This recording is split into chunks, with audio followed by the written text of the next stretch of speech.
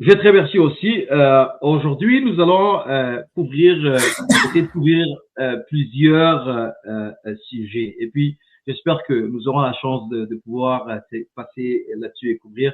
Avoir la chance de, encore une autre fois, peut-être, d'avoir Alexis à notre studio, ou je veux dire, à notre web TV.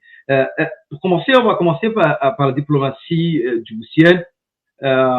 Monsieur Ali Mohamed Alexis, comment évaluez-vous aujourd'hui la diplomatie djiboutienne dans un contexte régional international de plus en plus complexe?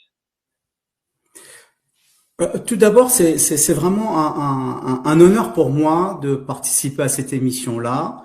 Un honneur pour moi d'avoir été accueilli par toi et par Abdallah également. Je pense que vous travaillez en binôme, hein, si je puis comprendre. C'est vraiment un honneur pour moi, et surtout de lors qu'il s'agit d'un média ou d'un support média appartenant à la diaspora. C'est vraiment une nécessité absolue d'encourager non seulement justement ces genres d'initiatives, mais également de permettre à nos concitoyens d'avoir un support de plus d'information.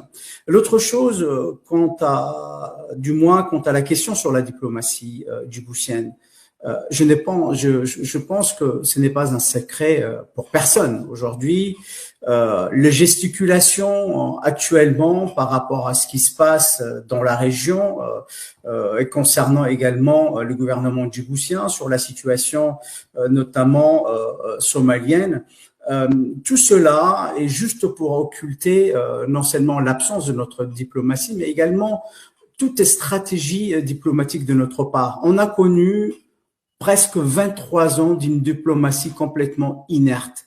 23 ans où notre diplomatie n'a servi qu'à des leviers de promotion et des leviers d'enrichissement personnel.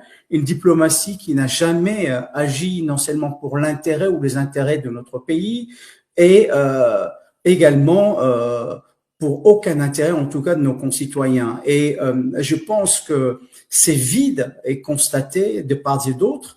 Et vous avez parlé, je pense, souligner également nos ambassades, mais nos ambassades sont le reflet de l'absence même de notre diplomatie. C'est ce que moi j'appelle les ambassades dortoirs, des ambassades qui ne servent absolument à rien, même pas la plupart des temps à délivrer des visas.